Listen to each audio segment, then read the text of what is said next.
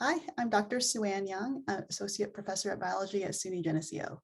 For this biography interview, I'm talking today with Dr. Quinlan, who is an assistant professor in science education from the Department of Curriculum and Instruction, School of Education at Howard University, which is an HBCU.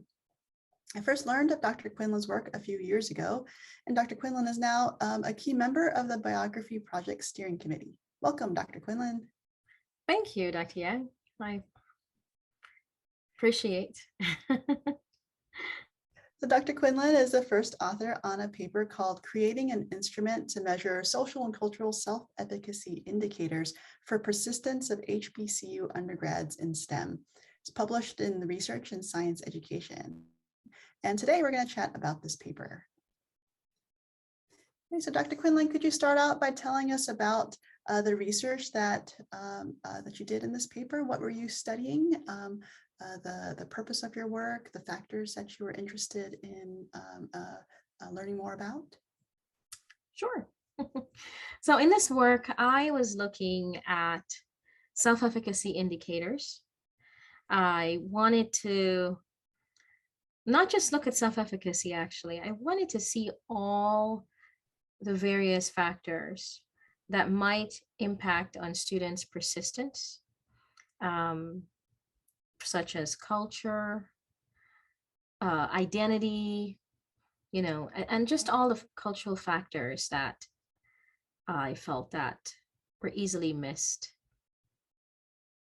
So this was work that hadn't been done before, especially in the context of students at a HBCU. Well, there has been work done on this. I didn't find, I'm trying to remember if any, I don't remember any being done specifically for HBCU. The ones I had read highlighted African Americans, Native Americans, but predominantly at PWIs, predominantly white institutions, or in summer camp programs. And the other thing was I felt like there were things missing that were specific to being a person of color, or being more, Black and Black in America, that I felt weren't captured. Mm-hmm. All right, thanks. So maybe we should talk about some of your major findings. We can find those in table 4. Could you pull that up for us and explain how to interpret that table? Sure. So when we look at the variables, the resulting variables here, it's gone through an entire process of multiple factor analysis here by the statistician. If you notice the high numbers, let's look at expectancy, for example, they have higher numbers. And so the higher numbers that load together tells us that we're measuring the same thing. So whereas I thought, I see myself as a scientist, becoming a related to identity, or becoming a scientist is very useful in the future, become related to value. And I look forward to working in a lab related to persistence. They all seem to be measuring something else. And this something else I identified as expectancy. And expectancy, I'm going back to my paper here, I defined as students' motivated thinking about their future. So it's an important factor. But this is one of the reasons we do the factor analysis, just to see which ones load, which ones count, which ones are measuring. Are they measuring what they think, what we think they're measuring? And to what extent are they measuring what we think they're measuring? And if they're not measuring a specific number, if they load onto, if they're low, then we know that it's not measuring well on that factor that it's loaded onto. If it's negative, then we know that this negative number means that, actually, I did pull up, because I'm not a statistician, I did pull up, and it was interesting to see what the literature said. I'm going to read something here. It says a negative loading means that people who earn high on the factor will score low on the variable. And when I look at the group here under cognitive efficacy, it makes sense. All of these numbers, they're fairly high, but they're negative. Okay, so what does that mean? They're high, which means that they do load onto cognitive self-efficacy and measures it. But the question is, how is it measuring it? And what does that really mean? So I work hard to understand science. I have changed how I go about in order to understand, to do well in science, and I'm willing to change the way to go about learning in order to do well in science. Okay, so it's measuring cognitive self-efficacy, but the question then becomes, what does that mean about your cognitive self-efficacy when you answer this question? So sort of brings up more questions for you now to research in future projects. It's identified some interesting differences in what you expected and how students may be motivated to answer the questions. Absolutely. And this research is not over. I've done another round where, with a larger population. In addition, what I did was to do interviews. So the interviews are geared towards understanding, the how and the why. What are these things really saying? Because sometimes when a student answers a question, they may be thinking something else, that we don't, which is one of the reasons I really value qualitative research, because quantitative is important, but it doesn't give us the whole picture. Great, yeah. And there are a couple more items here that our viewers may be interested in, and you're discussing a little further. So you have a bunch of these labeled with C. Could you tell us what the C stands for and how it relates to these factors that are identified here in the table? Sure. So the C stands for culture. And I purposely put those questions in there because I wanted to understand the cultural connections that influence students' persistence.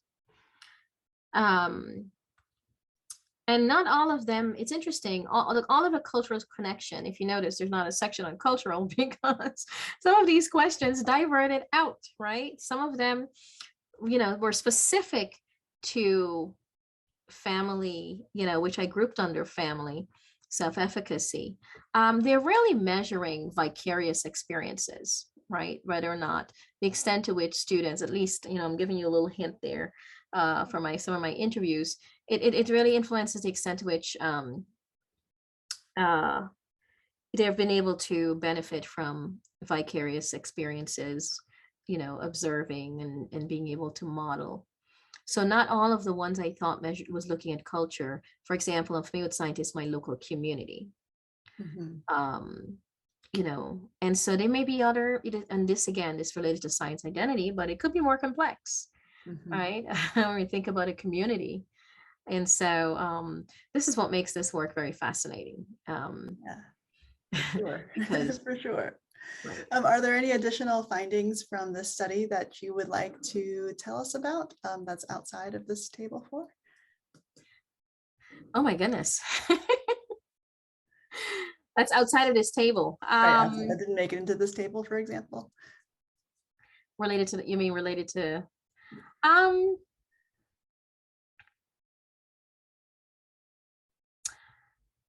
think I mentioned all, we started with some factors. No, I don't think so. Sorry. Okay, yeah, no worries. It's super interesting.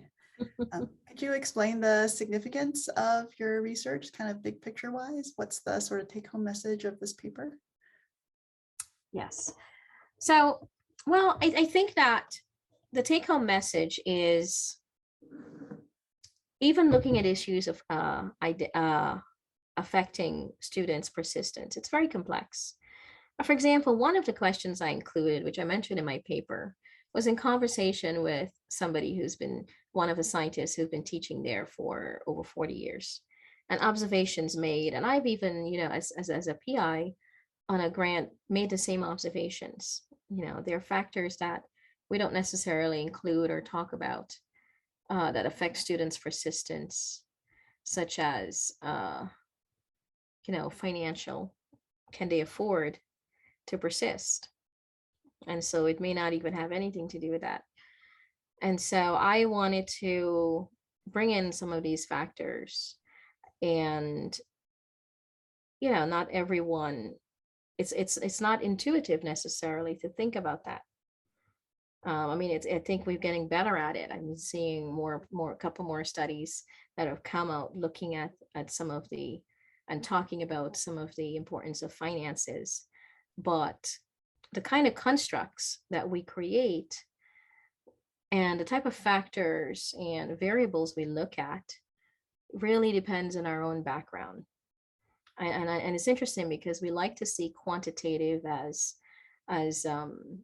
sometimes we think of, quantitative is empirical and positive, positivistic and more sure, and qualitative is not. But what we forget is that we have to think qualitatively in order to reduce those variables down to numbers. And that's really important, I think, for anybody looking at data, to understand that there's a person behind the data. That ties really nicely into what our biography project is all about, to help learners to find new ways to look at data and think about data, and tie that with the person who did the research to collect the data, in these interviews like this one, telling us about what they found and how it relates to the work that they do as a scientist. Absolutely. So would you say that the work that we're trying to do in terms of bringing in more counter stereotypical scientists into classrooms will help to address some of these gaps that may currently exist in curricula in terms of identities in STEM, based on your research in this? Absolutely.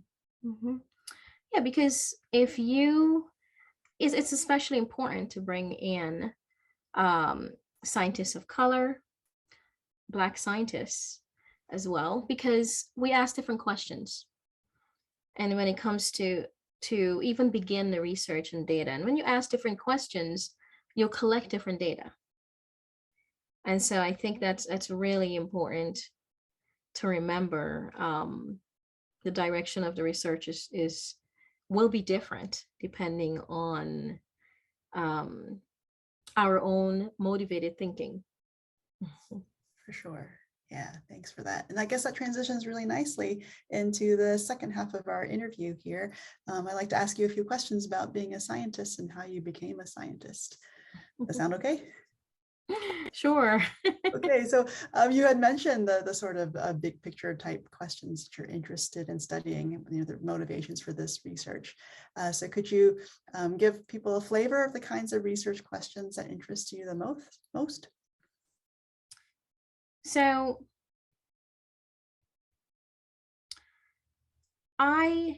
it's interesting that you asked me when did I become a scientist, because I think that, depending on who you're talking to, I may or may not be considered a scientist, right? Even though, because my research it's science education research, and I have an expertise in science. I've taken more than enough science, more than the major requirement. But I also use applied cognitive research. And I think more recently, in the last couple of years, I've been including and developing an expertise in using more social and cultural and historical data combined. But I'm a qualitative science education researcher. And so your question was, how did I get here? First, the kinds of research questions that interest you the most. So it sounds like it's the qualitative research is definitely what captures your interest, though you find a lot of utility in this quantitative research, like you have showed us here from table 4 of your paper. Mhm. Absolutely. And when I started my doctoral program, I began valuing, the quantitative research. I love the quantitative. I mean, statistics, was an easy A for me, for example, right? But I graduated into qualitative because I felt like there were answers I wanted that qualitative just wasn't cutting it for me. I Or the mean, other way around? quantitative. Yeah. Hmm? Yeah, the other way around. Yeah. Yeah, quantitative wasn't cutting it for me. So, I like to ask, it's a little hard to answer the why questions and the how questions, using quantitative. You can get a lot of the what, right? You can get a lot of the correlation, but how and why and what does that really mean? And so that's why so the questions I like to focus on, especially related to why and how, especially with the plights of Black in the United States, is looking to see, um, so how do we get here? Why?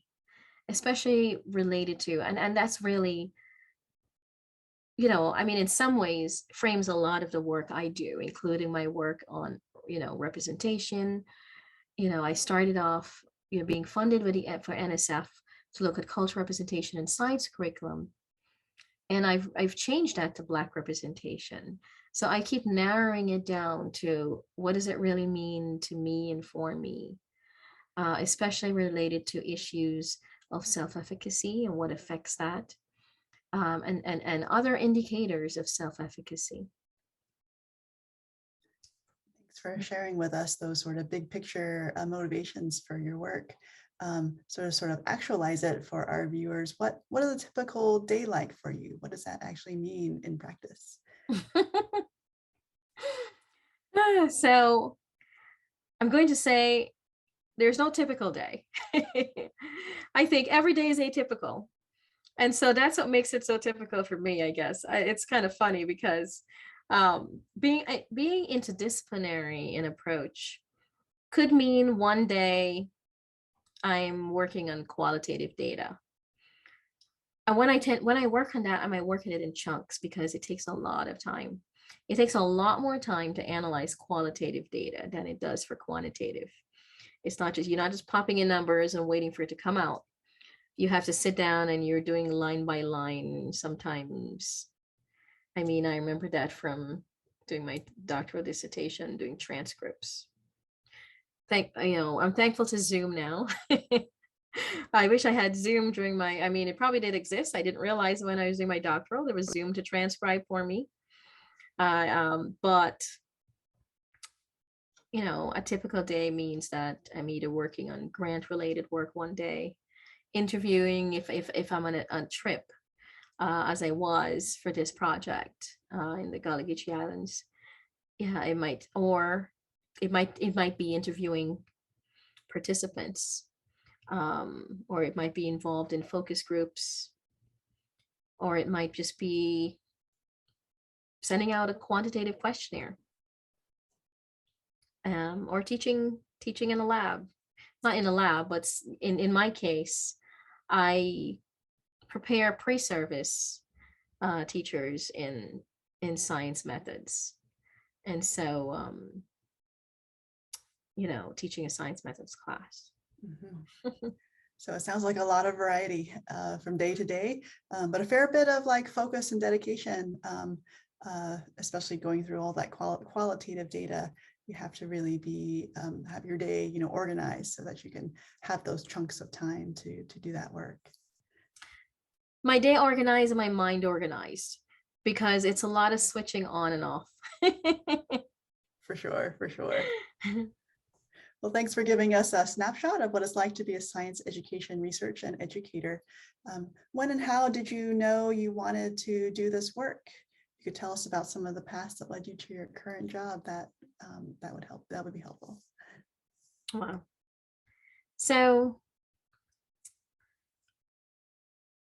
when and how did I know? So after I became a teacher, I went back to grad school after I had my master's took a course. And the course talked about a history of ideas in science education. And what struck me about some of the books we were reading was I was reading about, the science education of American girls. And I started noticing, and not only that, there's another book, History of Ideas in Science Education. It was a history of science education course. It was really interesting, really, really good course. But I was looking for, where are the Black people during this time, right? You're talking about history. I know we existed during that time, but it wasn't in a book. So I delved into the historical archives and pulled up some historical archives, trying to derive the science from it. And I think this was either 2006 or 2007, but I just I enjoyed the research part of it. And so I decided, I'm going to just pursue the doctorate. But I knew that this would be my focus, and this is what's required. You're going to need to develop expertise in curriculum, expertise.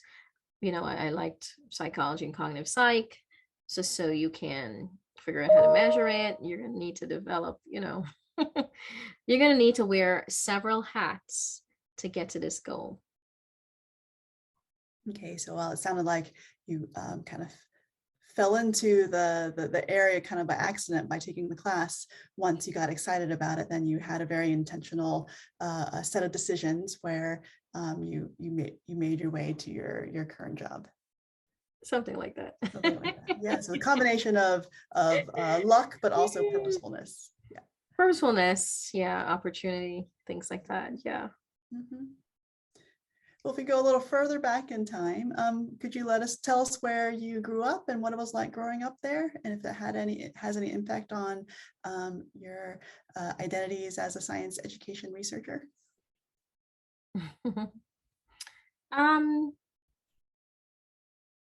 Absolutely. I was born in the US. I grew up in Guyana, and I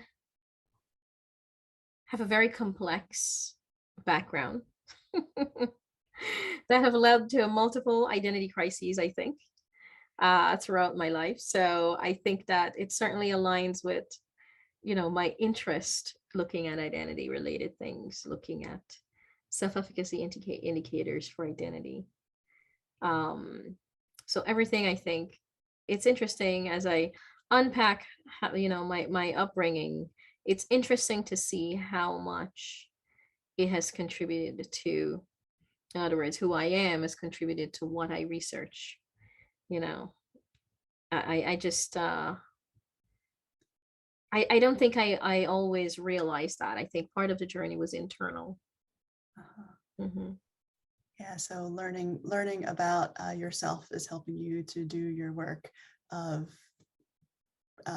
bringing these identity issues to everyone's attention and how important they are in helping all people, I guess, all learners discover their own science identities and their paths in science. I think that's one way. The other way, I think, too, is learning about all of these has helped me to learn about myself. Yeah, so it goes both ways. Yeah, absolutely. It's a continuous journey, isn't it? Yes.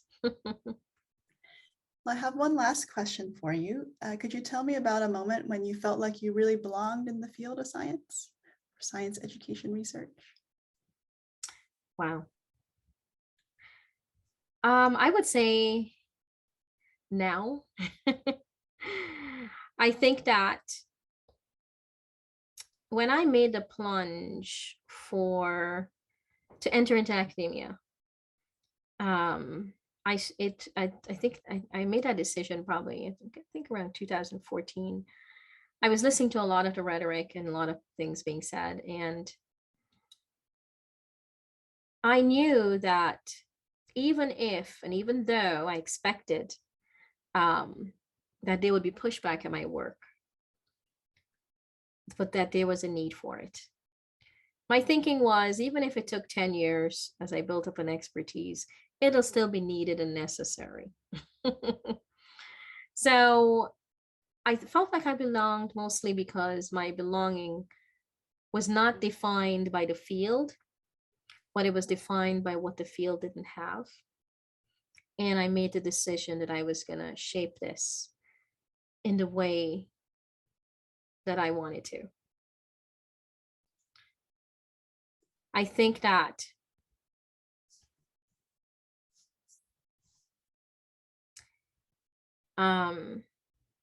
yeah. Yeah, for sure, your work is really needed, and your insights are continuing to help educators open their eyes and see how we should be doing things differently, so that we can really have more inclusive and diverse classrooms where everybody does belong. Yeah. Well, thanks so much for chatting with us today, Dr. Quinlan. Thank you, Dr. Yang. I appreciate it. And if you want to know more about Dr. Quinlan's work, please visit visibilityinstem.com. You can also read her paper, Creating an Instrument to Measure Social and Cultural Self-Efficacy Indicators for Persistence of HBCU Undergraduates in STEM, which is published in Research and Science Education. And we've included the links to both the paper and visibilityinstem.com below this video. Thanks for watching.